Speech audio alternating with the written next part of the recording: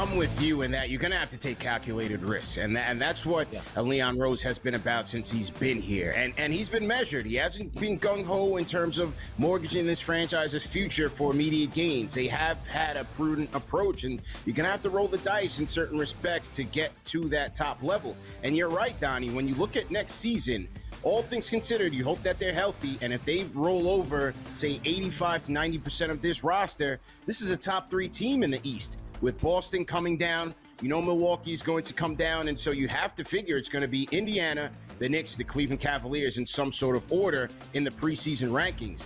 And so where they go from here, Jason Kidd is obviously the hot name right now. Both sides are interested from what we've heard in terms of Kidd and the New York Knicks. Is he that championship caliber coach to take the Knicks there? The Early Line, only on SportsGrid. Here we go at Oakmont. Let's start with the course. What do we know about this course? How long is the rough, and does course history come into effect for you this week? The U.S. Open has always been billed as the most difficult test of golf there is on the planet. And I tell you what, it's often labeled as the most difficult golf course in the world is Oakmont. Game time decisions, only on Sports.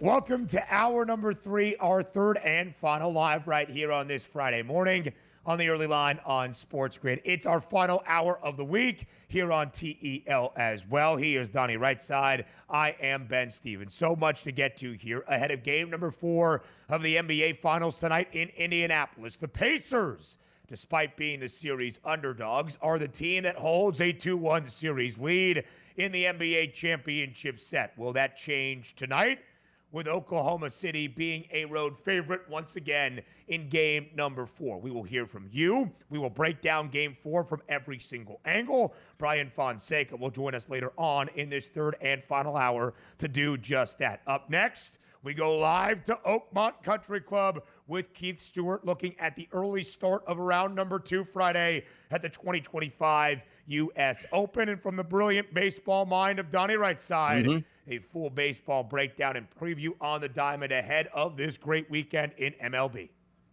Yeah, and by the way, interesting news yesterday. Aaron Savali requested a trade. I'm like, how's that going to go? He just got traded a moment ago to the White Sox. Now, not a great pitcher, but how many times have you seen, like, hey, I want out of here. Like, your wish is our command. See you, brother. So Aaron Savali traded to the White Sox. Ooh, that should be a paradigm shift out there in the Central. Be careful what you wish for, I guess. Getting traded from Milwaukee to the Chicago White Sox and have absolutely no chance to compete for a championship or even a playoff. That's really good. I actually kind of love that out of the Brew Crew. Like, oh, okay, buddy, you want to get traded? Go to the White Sox. See you later. Player to be named later. Who even knows who they got back? Yeah, I thought that was good news. I want out. Oh, yeah? Get out. Yep, sooner than later.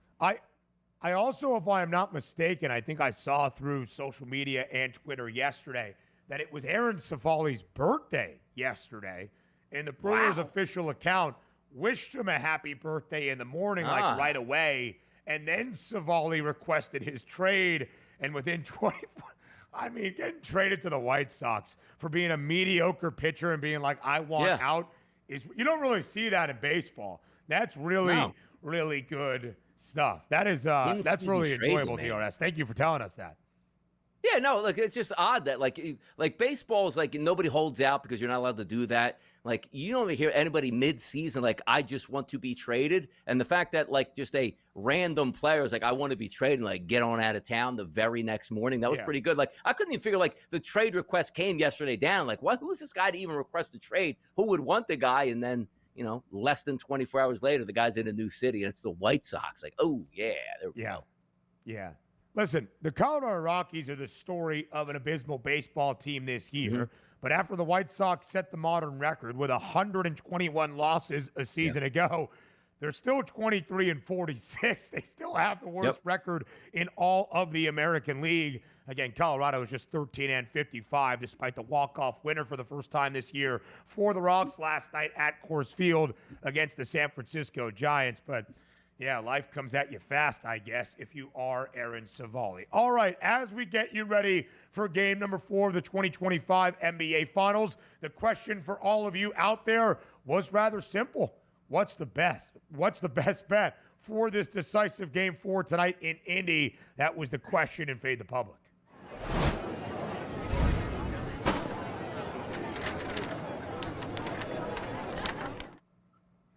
It's always interesting, DRS, right? How the public is viewing the odds, because they are not the ones with the power ratings in large part. They're not the ones with the algorithms that remain steady as the odds makers and our sportsbook operators have them game to game based on the large sample size. You would expect the public to be very reactionary to what we are seeing, maybe even questioning the very odds that we have. The Thunder remain a road favorite, even a stronger road favorite entering our 4th game of the finals tonight, now laying 6 after being a 5.5-point favorite for game number 3. That total has dropped to 226.5, the lowest number so far of this championship set as well. So how is the public approaching game number 4, understanding its significance for OKC to even this up and force a best of 3 basically with home floor advantage in 5 and 7.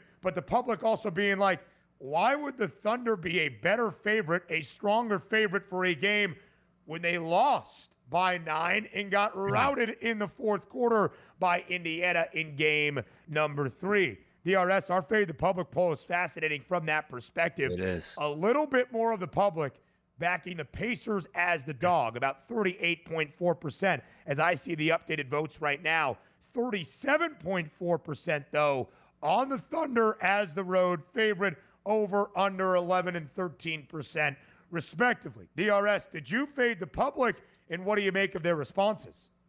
Yeah, technically I did fade the public by just about 1%, which is tremendous here. And also understand this, when you know the odds makers get it right, Thunder -6, 37.4%. Pacers +6, 38.4%. Over 226.5, 11.1%. Under 226.5, 13.1%. Like, this is one of those games where, yes, if your eyes are deceiving you, this is a tough one to get under. But having said that, I'm actually surprised that the public, based on what we put out there at SportsGrid, is saying the Pacers slightly by just 1%. I would have thought that would have been more, because usually the public gloms onto, let me understand this. Game 1 and game number 2, 10-point plus dogs here. They won one of those games. Game number 3, let's just say 5-point dog. They won that game outright. Game number 4, I'm getting 6 points in this one. I don't even know if I need the points. Just give me the Pacers. So I'm surprised the Pacers aren't, let's just say, 50% or so higher here, taking that, extreme advantage as opposed to the Thunder. So I got a lot of respect for the people, including myself, who clicked that button there for the Thunder. How about that? Yeah, DRS, I think it's a really good point. And I think it is fair to question, either from a public or just regular handicapping perspective, are the odds just flat out wrong?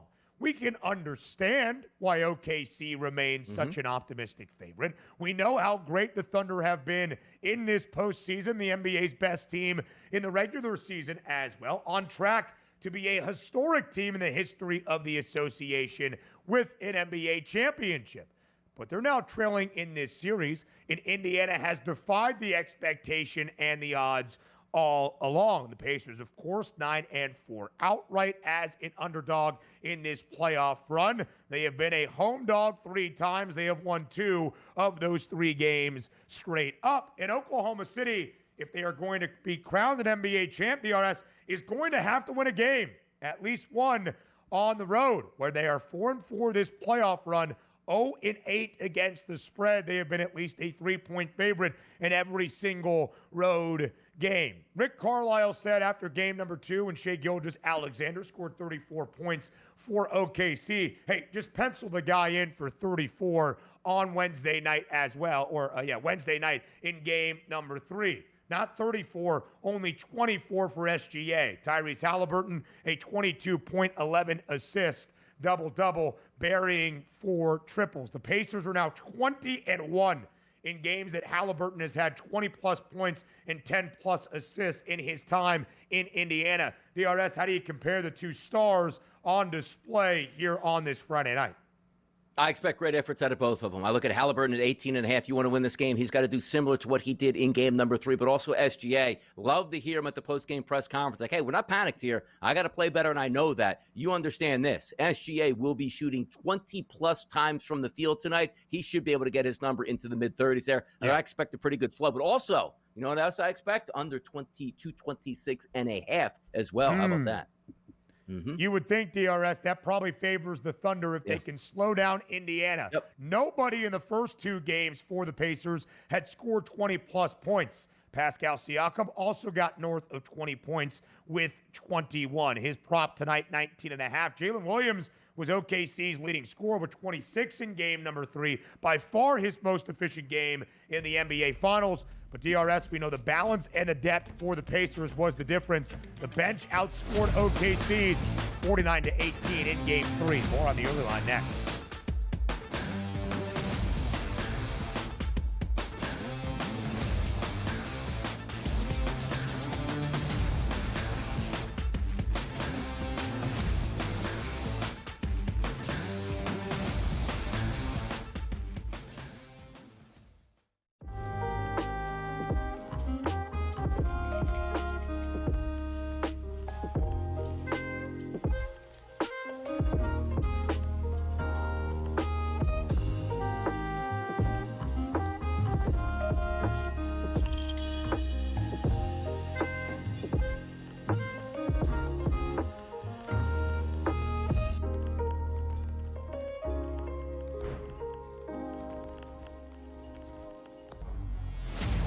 I'm with you in that you're going to have to take calculated risks. And that's what Leon Rose has been about since he's been here. And he's been measured. He hasn't been gung-ho in terms of mortgaging this franchise's future for immediate gains. They have had a prudent approach, and you're going to have to roll the dice in certain respects to get to that top level. And you're right, Donnie, when you look at next season, all things considered, you hope that they're healthy, and if they roll over, say, 85 to 90% of this roster, this is a top 3 team in the East. With Boston coming down, you know Milwaukee is going to come down, and so you have to figure it's going to be Indiana, the Knicks, the Cleveland Cavaliers in some sort of order in the preseason rankings.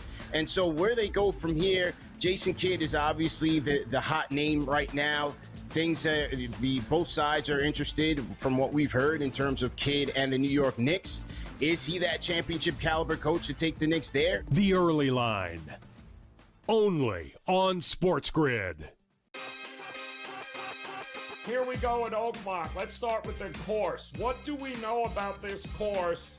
How long is the rough, and does course history come into effect for you this week? The U.S. Open has always been billed as the most difficult test of golf there is on the planet.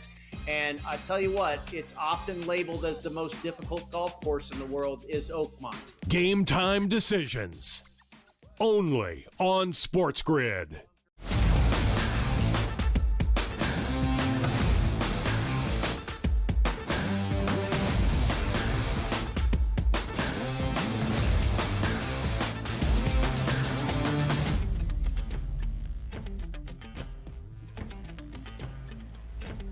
Round number 2 already underway at Oakmont in the 2025 United States Open. It is Cut Day Friday outside of Pittsburgh, Pennsylvania, where we find our guy Keith Stewart for a 3rd consecutive day live in the media center at Oakmont with round 2 underway. Golfers on the course in this morning wave. Everybody trying to make as many red numbers as they can to stay in front of that projected cut line, the updated projected cut. 4 over par at the very difficult test that is Oakmont. Keith, as always, we appreciate the time. Thanks for being here once again. Ben, Donnie, good morning. Good morning to everyone. And don't get to the projected cut line at +4.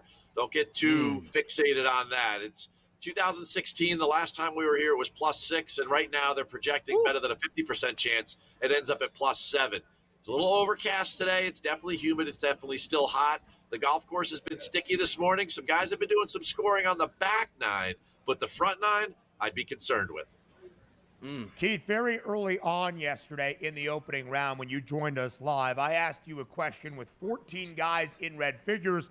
How was Oakmont faring in the opening round, considered the most difficult golf course maybe in the world at this current juncture?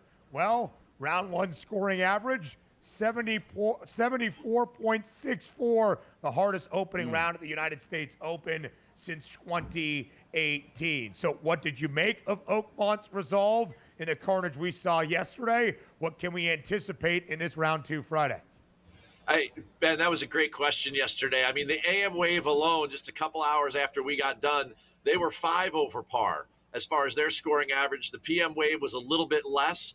It played about what I thought it was. 11 guys finished under par yesterday. I think it'll be around that same number today.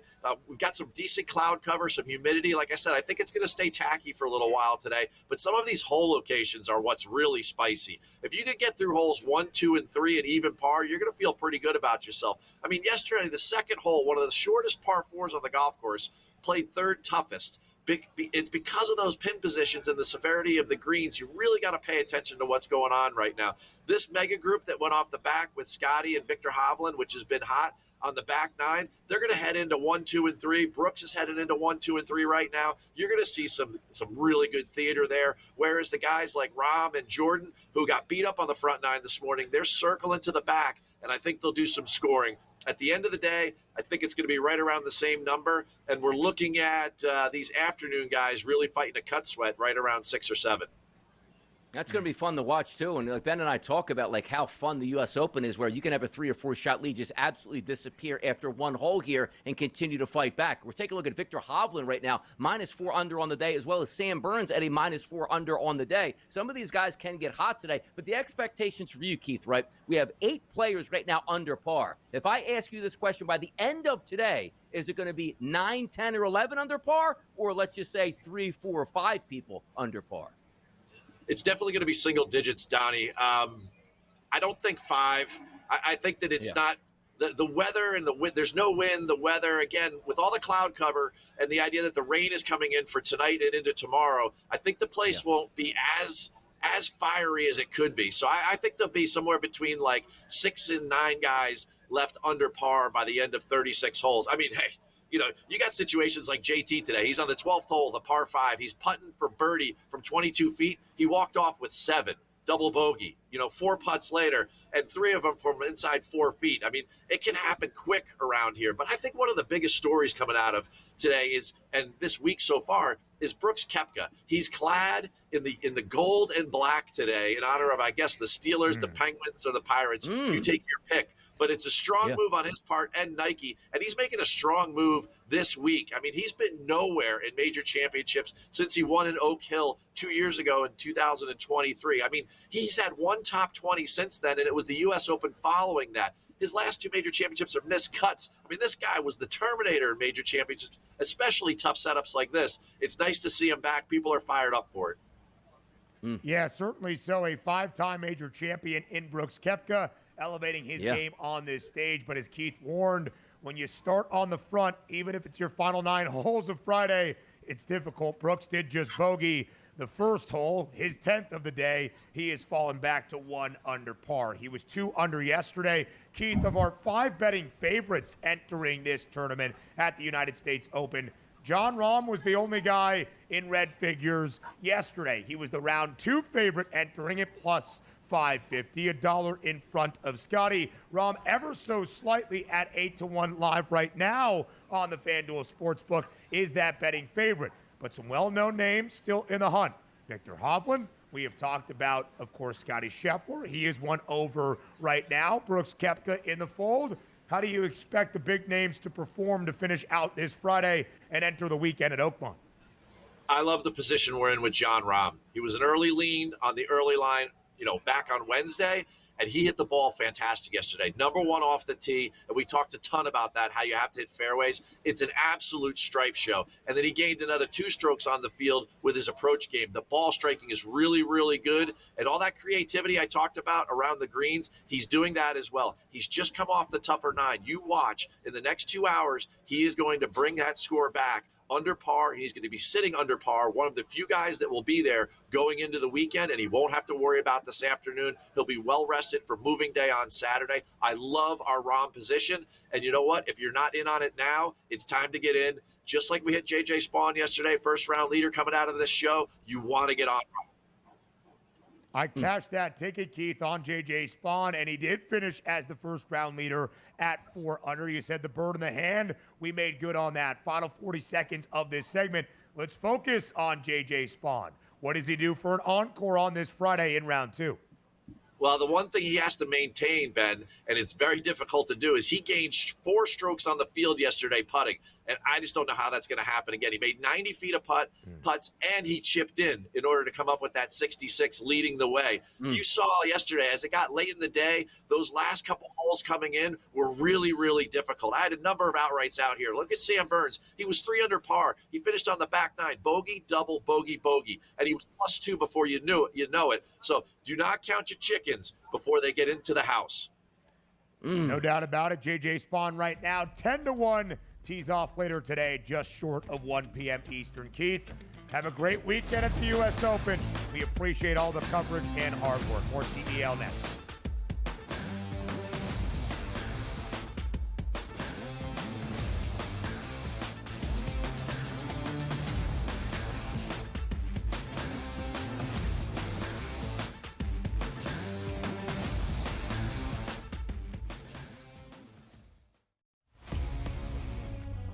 Right now have awoken. Maybe they are the best team out in the West, because a rooting interest for me, Tom, always the Mariners. Hey, they're finally getting the hitting back, but now that's starting to slide. We can make a case for the Rangers. They showed some things. A team that the Rangers, you and I were both very high on coming into the season. They make a shot for the wild card, but I do think it's going to be a 2-team race between the Astros and the Mariners, and that's really about it. Yeah, it's a shame. Pro Baseball Today, only on SportsGrid. Does a guy like Giannis fit onto that roster if you can make some of those changes? I just don't see a KD pursuit as being realistic for the Knicks. But hey, if they can pull a rabbit out of a hat, as Leon Rose oftentimes can, I'd go after Giannis in a heartbeat. It's just, what type of package could they entice for the Milwaukee Bucks? And is it a 3 or 4 team trade? It gets a little bit tricky in that regard. You see the Knicks there with a +340 price. The Early Line, only on SportsGrid. Every 5 days, it's really exciting when Skeens pitches, and it's terrible watching him pitch because every time he pitches, they don't score. Having him hit the lineup probably would actually help when he pitches. There's no way to do it because you can't, but yeah, it's beyond frustrating. And the numbers will tell you, the books have adjusted. Pharrell Coast to Coast, only on SportsGrid. Dialing it back to his old days with St. Louis and Arizona. Buy or sell, Goldie will finish top 7 in fantasy first baseman. No, I'm going to say no. I think he'll fall off. Older player here, he'll be top 10, but not top 7 here. Top 10, I would say, yeah, I'd buy it. Top 7, I'm going to say no here.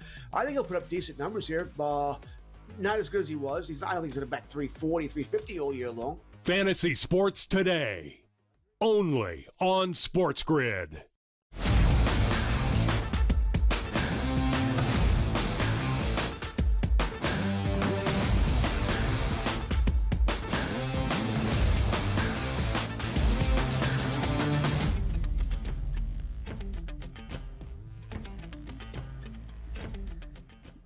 A full slate Friday around Major League Baseball, of course, setting the stage for a glorious weekend in the bigs. And now from the brilliant baseball mind of one Donnie right side, we break it all down. Of course, Pro Baseball Today comes your way on Father's Day Sunday. DRS, you don't have the day off on Sunday. No days You're going to be off. live on No days PBT off. with Tom Vecchio, 10 a.m. Eastern. Yeah, that's what I'm saying. Like, I was asking Kevin that yesterday. Like, can I take off like Father's Day? Like, some people take off for like their mom's birthday. Like, it's not even like, Mother's Day at that point. But for me, I always feel like I got to set the stage for the younger people, which most are than me at the network. Follow my lead, man. Never take days off. Work as hard as you can. Be around this industry, and there you go. Like, that's my Father's Day advice to the young kids out there like yourself. Yeah. I know I've asked my question many a time. Where would I be without Donnie Rightside? I'm sure the younger hosts on this network have all said the same. You won't see me taking any days off. Certainly not next week. I would never do that. I would never be in Italy, and Donnie's got to hold down the fort here on the early line. Let's talk about rivalries renewed this weekend, DRS. Last week it was in the Bronx. This week it's in Beantown. It's the Red Sox and the Yankees. And we've talked often, is this even still the greatest rivalry in sports? The greatest rivalry in baseball? They didn't even play it on rivalry weekend around MLB. Well, courtesy of the Hunter Dobbins saga, who starts tomorrow for the Sox against the Yankees inside Fenway. Maybe we've got some juice here between Boston and New York. It starts on this Friday night. Garrett Crochet on the bump for the Red Sox, and they're a home money line favorite. Won't often see the Yanks as an underdog, DRS. How does this rivalry renew once again? Yeah, hopefully we get runs, but I don't know if we will. But also, will they cut away and show the dad in the stands like he's got the half Boston jersey, half Yankees jersey? Yeah, exactly, because he was drafted by the Yankees, theoretically, and my son plays for the Red Sox. It's really hard to have differentiating. But the one thing we are going to look at is XFIP minus numbers here. And these two pitchers heading into this game, Ben, very good. Garrett Crochet, number 2 on the card, XFIP minus of a 54. How about an XFIP number of a 2.23? Look at Yarbrough. Not really one of those household names that you'd figure like he's a really good pitcher. But this year, particularly over the past 30 days, he has been a good pitcher. How about a 72 XFIP minus? The ERA is elevated at 4.71, but the XFIP number is 2.97. Getting a little bit unlucky. 68-degree temperatures, which aren't that bad. Foul pole from right to left foul pole of a win, so not really going to help all that much. The question, though, is, are the Yankees going to bounce back? Like, yeah, they got to win yesterday, only 1 run. We're used to them smashing baseballs. It's a great hitter's ballpark that we get, and 2 lineups that present themselves very well against these pitchers. In this one, I'm leaning towards the pitchers. I really don't want to go under 8.5, but if I have 2 pitchers in the top 6 on my card today with XFIP minus and XFIP numbers, I'm going to trust those levels that we stay under 8.5. It's one of those that set it, bet it, forget it. Because I don't know if you want to watch those murderers row guys coming up time and time again in Boston tonight, but it just feels like an under game for me based on the pitching statistics.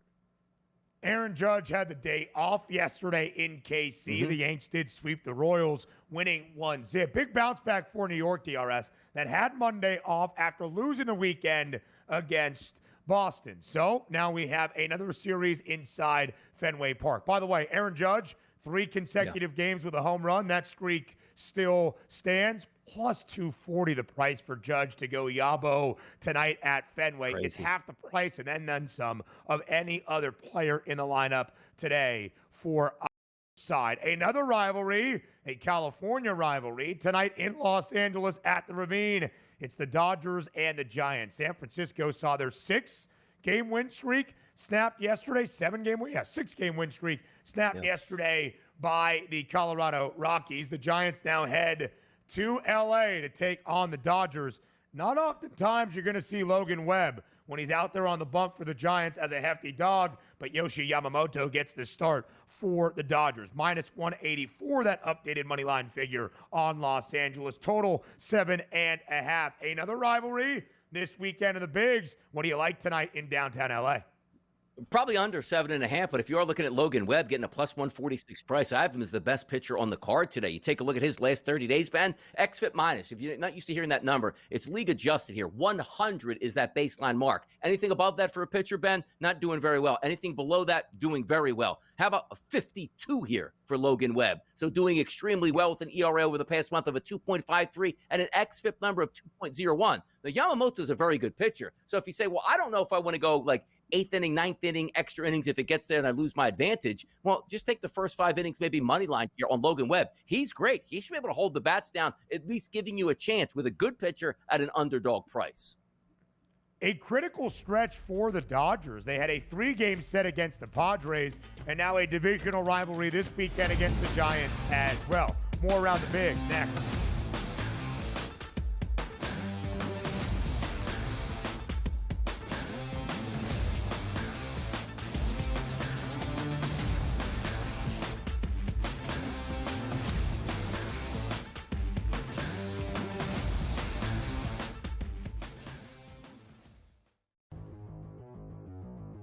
dialing it back to his old days with St. Louis and Arizona. Buy or sell, Goldie will finish top 7 in fantasy first baseman. No, I'm going to say no. I think he'll fall off. Older player here. He'll be top 10, but not top 7 here. Top 10, I would say I'd buy it. Top 7, I'm going to say no here. I think he'll put up decent numbers here. Not as good as he was. I don't think he's going to bat 340, 350 all year long. Fantasy Sports Today. Only on SportsGrid. I'm with you in that you're going to have to take calculated risks. And that's what Leon Rose has been about since he's been here. And he's been measured. He hasn't been gung-ho in terms of mortgaging this franchise's future for immediate gains. They have had a prudent approach, and you're going to have to roll the dice in certain respects to get to that top level. And you're right, Donnie, when you look at next season, all things considered, you hope that they're healthy, and if they roll over, say, 85 to 90% of this roster, this is a top 3 team in the East. With Boston coming down, Milwaukee's going to come down, and so you have to figure it's going to be Indiana, the Knicks, the Cleveland Cavaliers in some sort of order in the preseason rankings. And so where they go from here, Jason Kidd is obviously the hot name right now. Both sides are interested from what we've heard in terms of Kidd and the New York Knicks. Is he that championship caliber coach to take the Knicks there? The Early Line. Only on SportsGrid. Every 5 days, it's really exciting when Skeens pitches, and it's terrible watching him pitch because every time he pitches, they don't score. Having him hit the lineup probably would actually help when he pitches. There's no way to do it because you can't, but yeah, it's beyond frustrating. And the numbers will tell you, the books have adjusted. Pharrell Coast to Coast. Only on SportsGrid.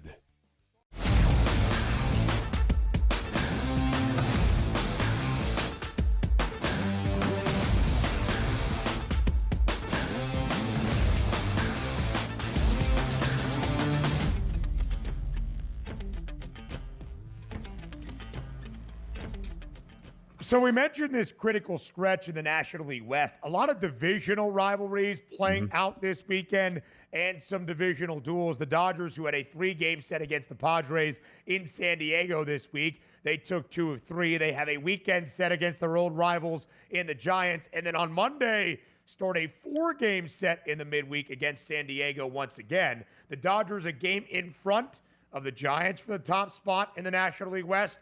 2 now in front of the San Diego Padres, a minus 800 favorite to win that division for a 12th time in the last 13 years. Not a divisional rivalry.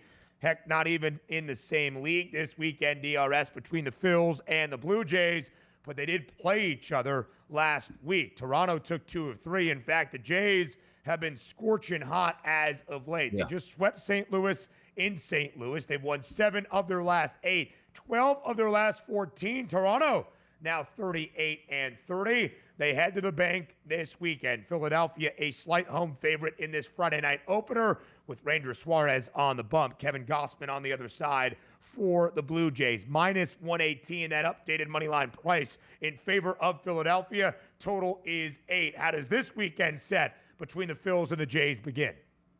Yeah, just talked about San Francisco with a really good pitcher on the mound getting plus money. I'm thinking the same thing here with Toronto. Now, I did like the way the Phillies, it took their chances there against Chicago at the plate. I believe all 3 of those games, they had double-digit hits, which is fantastic. They're starting to wake up. But as you said, Toronto's bats have been fantastic. We'll get to the pitchers in a second. But if we're entering into this game over the past month, outside of George Springer, every single player on that team has really high weighted on base percentages against left-handed pitching, which is a great sign. Typically, the lefties usually get the best of the, let's just say, the right-handed batters of any said team. Maybe only one lefty in the lineup today, but I do like the way that projects, and also a lot of light strikeout numbers for the Toronto Blue Jays against lefties over the past month. 81 degrees in Philadelphia, muggy conditions, wind blowing out to left field at 8 miles per hour. Flip it over to the Phillies, where I told you, Turner, Schwarber, Bohm, Castellanos, all with really good numbers against righties over the past month, but more so over the past week here, those guys have woken up. Gausman's a good pitcher. You take a look at Suarez is a good pitcher. It's a smaller ballpark. I do lean towards the under, but sometimes it's hard to do. But I got to tell you, plus money price on the Toronto Blue Jays here, going toe-to-toe with the Phillies. I'm a big Phillies fan. I am. But I think that's a pretty good advantage to have, saying, we'll see if the Phillies continue to hit. Suarez has been a good pitcher. I get that. The Phillies are at home. That is an advantage. But Toronto just handled the Philadelphia Phillies in their past series in Toronto, and I like the way their bats check out here. So I do think there's a good chance they can knock off the Phillies, and if you're giving me plus money, I'll go that route. The Blue Jays 38-30. Toronto playing really good baseball, as we shared. Philadelphia, not so much. They have still lost 10 of their last 13 games, but the Phils did DRS win their midweek set against the Chicago Cubs. Speaking of those Cubbies, their extended weekend series against divisional foe, the Pittsburgh Pirates, started yesterday. They won at Wrigley Field. Justin Turner was in a very celebratory mood, if you have seen that video on social media. And Pete Crow Armstrong, man, just continues to be an absolute dog at the dish. Even pitches DRS that are nowhere close to the strike zone, he can take yard and over the wall. He hit a home run yesterday on a pitch that was 3.9 feet above the strike zone, and he absolutely roasted it out of Wrigley Field. Some day baseball on this Friday in Chi-Town at the friendly confines, and it's basically a pick'em. Why? Paul Skeens gets the start for the Buccos. Skeens Day 38 in the history of MLB. Total 7, Skeens on the bump. Which way are the winds blowing in the Windy City? Yeah, blowing in a little bit today, which doesn't help. But again, that doesn't say that there's an 8-mile-an-hour wind blowing in. Nobody can hit home runs or get any base hits here. That's not the case. The question's going to be is, can you get those hits and base hits off of Paul Skeens? Has been fabulous. On the card today, 4th overall, a 67 xFIP minus, an ERA of .74. Now, here's the give and the take here. Skeens is tremendous, but so is that Cubs lineup against right-handed pitching over the past month. Outside of Reese McGuire, who's going to bat probably 9th today, every single batter is a plus with weighted on-base percentage against righties. Now, granted, not your average right-handed pitcher. It is Paul Skeens. Now, flip it over. How many times have you heard me say, it's O'Neal Cruz and nobody in that lineup? Things are starting to change over because those bats are starting to wake up over the past month, particularly against right-handed pitching. O'Neal Cruz, Andrew McCutchen, Bryan Reynolds, Nick Gonzalez, Adam Frazier, Henry Davis, and Isaiah Kiner-Falefa, all above average against right-handed pitchers over the past month. That's 7 out of 9 batters we're looking at plus. So for me, I look and say, all right, Pittsburgh's not a great team, but they're on the road. Skeens, I do believe, is the better pitcher, and a lineup that could be comparable to the Cubs today. Come on now. Give me Pittsburgh and Skeens out there. Let's go. Oh, wow. Donnie going with the Buccos. I did not know if we would get to that. Paul Skeens, as of late, DRS, he wasn't bad to start the year, but by Paul Skeens standards, maybe we'd call it just slightly above average. Yeah, he's back to absolute dominance on the bump in his last 6 starts. 4 total earned runs given up in his last 6, 45 total strikeouts. But, Donnie, the Pirates were still just 3-3 in those 6 starts for Paul Skeens. Even last week on Sunday against the Philadelphia Phillies, 7 2/3, 2 base knocks, did not allow a single earned run. A run was scored by Philadelphia when he was in the game and struck out 7. He had a no decision, but the Pirates did win 2-1. How about the start before that? He only allowed 1 earned against the Astros and 3 base knocks over 8 innings and recorded the loss in a 3-0 game. Skeens has a 4-6 record this year, but with a 1.88 ERA and is a minus 250 favorite to win that National League Cy Young Award. A lot of divisional races, as we have seen this weekend. The Cubbies a 5.5 game lead at 42-27 atop the National League Central in front of Milwaukee. More division action within the NL West. The Diamondbacks will play host this weekend to the San Diego Padres for game number 1. Arizona, an ever so slight home favorite, minus 134. Now that updated number for this desert duel. Total 9.5. Can we expect some offense tonight in Phoenix? I do think we get offense. You take a look at Steven Kolek here. Now, even though his ERA is a 4.55, he measures out to a 119, which is 19% over that 100 number that you're looking at here, saying, you know what, I want to stay below that. He doesn't. 4.76 xFIP number. Look at this lineup. Outside of Geraldo Perdomo, who's due to bat 3rd today, 365, 525, 384, 401, 397, 343, 462, and 345. Those are the weighted on base percentages over the past 30 days against right-handed pitching for the Arizona Diamondbacks. They should absolutely hammer today. And on the other side, You're not getting a great pitcher on that side. Ryan Nelson's on the mound. Okay, he's had some decent statistics over his last 30 days here based on weighted on base percentages and also ISO power numbers, but his strikeout numbers are really low. We're getting runs today. I would not be surprised if we get double digits out in the desert today. Give me over the 9.5.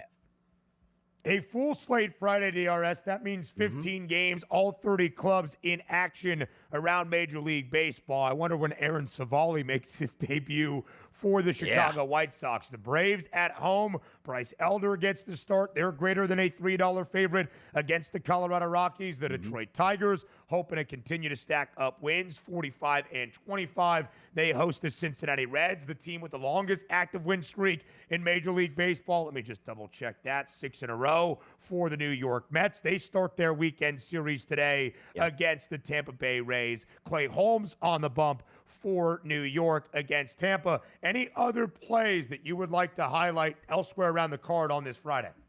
Yeah, by the way, Freddie Peralta, usually a good pitcher, guys. Coming in 27th on my card today with a 116 number for his xFIP minus and a 4.62 xFIP number. He's going to take on Eric Fetty today. And you look at Fetty, he's only had a 3 ERA over the past month, but basically Fetty, 29 out of 29 pitchers with his xFIP minus. So Peralta and Fetty combined today in one pitching matchup. I don't care who is at the plate at this point. That game should go over the total in Milwaukee tonight.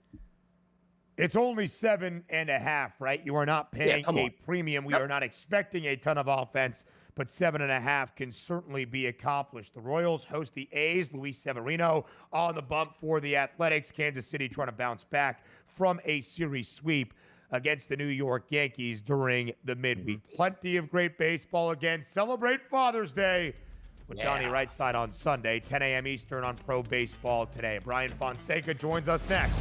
Preview game for the finals.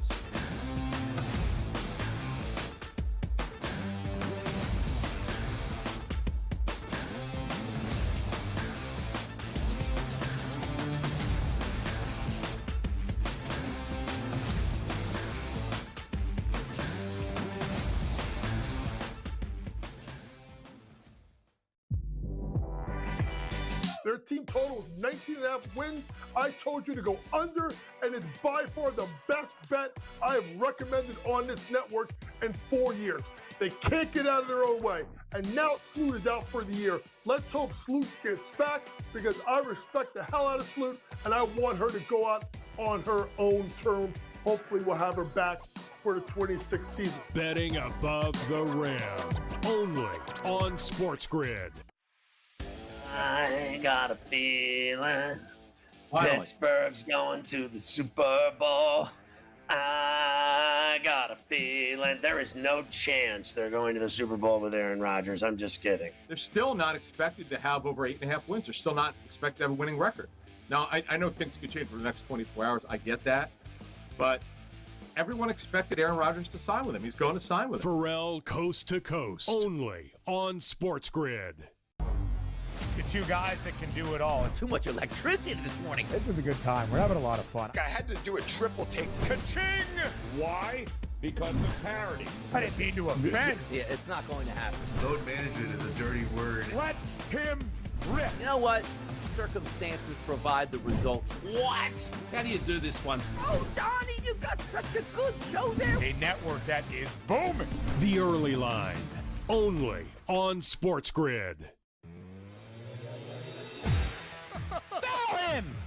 Oh, Freddie. Jacob! Yes! Oh! It was never in doubt! It was never in doubt! Oh, there's points falling out of my eyeballs! Oh, James Johnson to the chin! Everybody gets home! In-game live. Only on SportsGrid.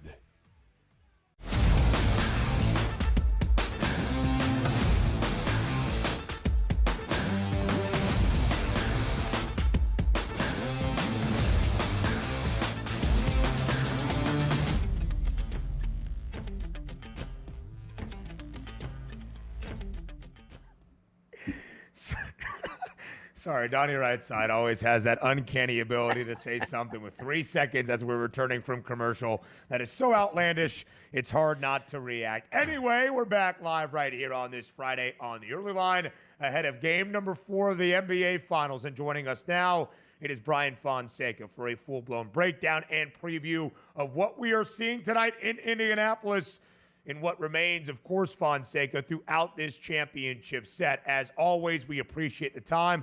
Thanks for being here on TEL. Absolutely. Anytime. Let's dive right into what we will see before game number 4. Fonseca, your reactions to what we have seen so far in this championship set. Oklahoma City, such a hefty favorite entering this series. The question wasn't so much, can the Pacers win an NBA championship? It was, can the Pacers even keep this thing close enough and competitive enough to force maybe a 6th game, let alone a 7th? Well, now Indiana holds a 2-1 series lead, and despite Oklahoma City remaining greater than a $2 favorite at minus 235, I think that question now is shifted, Fonseca, to can Indiana win the entire thing outright as a series underdog? So that's the question I pose to you, Bryan. Can the Pacers triumph and be crowned an NBA champ?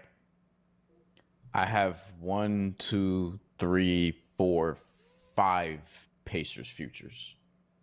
In terms of, and 2 of them already cashed because one of them was to win the East and one of them was their win total, and the rest are for them in some sort of way to win the finals. I did take Pacers in 6 because they were giving me plus 570. I did take Pacers in 7 because they were giving me plus 710. This is after game 3, by the way. And before game 3, I took Pascal Siakam finals MVP at plus 1900. So I could say that I'm in the tank for them. What I'm seeing is, and this is sort of the issue I'm having with how this series is being talked about. Oklahoma City is better in a vacuum. Vacuum doesn't matter in a 7-game series. We've seen more upsets lately than we did probably pre-COVID, I would say. Since around that period, we've gotten, I mean, the Heat went on a run to the finals at that point. They were a good team, but I think that surprised some people, me less so. And looking at this series and looking at these playoffs, Indy is the best fourth quarter team in the NBA. I don't know if that was the case before the playoffs, but they've proven that they're the best fourth quarter team in the NBA when it matters. So why is the best fourth quarter team in the NBA plus 194 with a 2-1 lead and with home court in game 4? That doesn't make a lot of sense to me. I get that Oklahoma City is great. Best defense we've seen in a really long time. Some people are going back to the 04 Pistons. Some people are going back to the 2014 Spurs or whatever it is, like whatever defense you want to choose. But I think Indiana is still like a value play. And like I want something Thunder related, but you started the series by giving me minus 750 on the money line. They lose game 1. It didn't really change much. They win game 2, and then it's like, oh, order is restored. They're back to like minus 600. And it's like, okay, I guess I'm just going to bet the Pacers because I think they could legitimately win this series, and you still are valuing the Thunder like they're the 96 Bulls. It's pretty impressive how we're watching it, too, in real time with the Pacers, because like Ben and I talk about so many times, like it's not as if like OKC, right? Bryan was like, well, they've been up 25 points in all those games and just collapsed in the fourth quarter. Like the Pacers, nobody's watching the Pacers saying they can't hang around with OKC. And quite frankly, they have been the better team. But how do you judge now where you say the first 3 games, and yes, 2-1 series lead for Indiana, game number 4 in their own building. We were looking at spreads of 4.5 and 5 for game number 3. Now we see spreads of 6 and higher, depending on what outlet you're looking at for tonight, as the expectations with the algorithm, it should be a win for OKC. How do you expect this game to start then? And also, putting the pressure on OKC, they can't go down 3-1. I don't care how good they are, Bryan. They're not going to beat Indiana 3 straight games if they lose this game tonight. Right, and I also don't think if they win, it automatically means they're going to win the series because why would... See, if Indiana wins this game, I think Oklahoma City is going to smash them in game 5, but I still think Indiana will finish them off. If Oklahoma City wins this game and it's 2-2 going into game 5, I'm not all of a sudden like, yeah, okay, we're good. Oklahoma City's got this because Indy could just win Game 5 on the road. Like Rick Carlisle, the way that Indiana operates is they're preparing for a 12-round fight. They're not preparing to knock you out in the 4th round. They're prepared for these series to go long, to have ebbs and flows, to show their cards and pull back some cards and show their cards. Like, this is why they got stomped out in Madison Square Garden in Game 5 with the 3-1 lead. And it was like, we'll see y'all in Game 6. And did they see them in Game 6? Like, this is the thing. And in looking at this series, and this is my biggest issue with Oklahoma City from what I've seen, other than the fourth quarter stuff, they haven't done the OKC thing where it's an avalanche of steals that become points. They've gotten the avalanche of steals. They did it in Game 1. They haven't gotten the avalanche of steals that become points off of turnovers, where it's just pick six, and it's 5 steals that leads into 12 points because there's a 3-pointer mixed in there and an and one and a made free throw, but 5 field goals off of the 5 steals, and it happens within like a 90-second span of NBA basketball. We haven't seen that kind of flurry yet, and just because it's OKC, Vegas is like, yeah, it'll happen. And I'm looking at the series like Indy is doing a really good job of not turning the ball over, or if they are turning the ball over, they're getting back on defense and not allowing OKC to do what they do. And if OKC can't do what they do, I don't know if they're going to win this series. I think it's fair to understand why the odds makers have these expectations for Oklahoma City based on 19 playoff games, 82 in the regular season, and being a historically great team based on what the Thunder have done so far. But the idea now is, are the odds makers just flat out wrong despite what their algorithms and models are telling them? Just for some context to what Fonseca was saying about the Pacers in the fourth quarter, Indiana is plus 27 in the fourth. OKC is plus 33 in the other 3 quarters. DRS, we send you to the money line, my friend. Have a great weekend. Fonseca sticks around for more Hoops Talk next.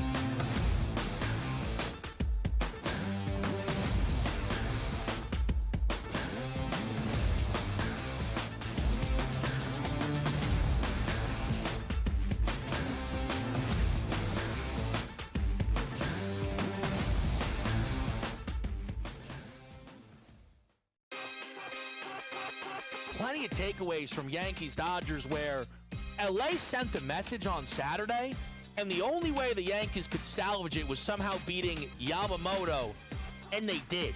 You're staring a sweep in the face. And after losing the World Series, knowing what the opponent is, you know what the narrative would have been on Sunday Night Monday. Oh, Yankees get swept by the Dodgers. Game time decisions. Only on SportsGrid. Does a guy like Giannis fit onto that roster if you can make some of those changes?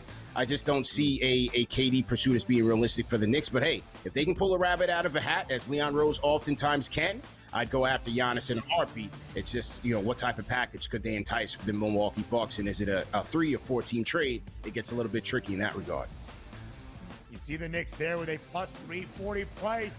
The early line. Only on SportsGrid.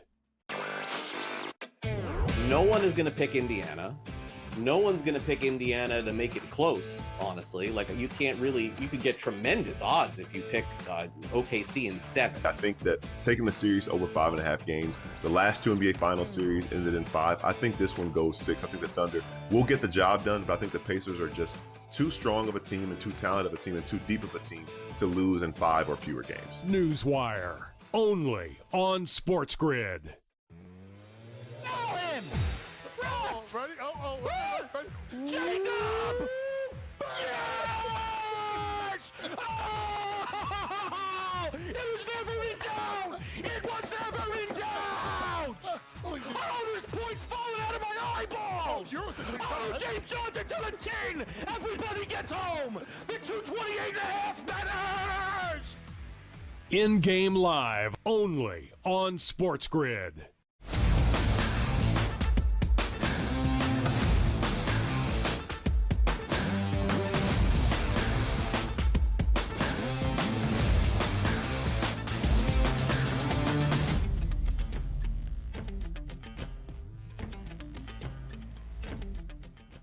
A critical and significant Game 4 on this Friday in the NBA Finals in Indianapolis. The Pacers, a home underdog once again, but Indiana has won outright 9 times in 13 games, booked as a dog throughout this magical playoff run.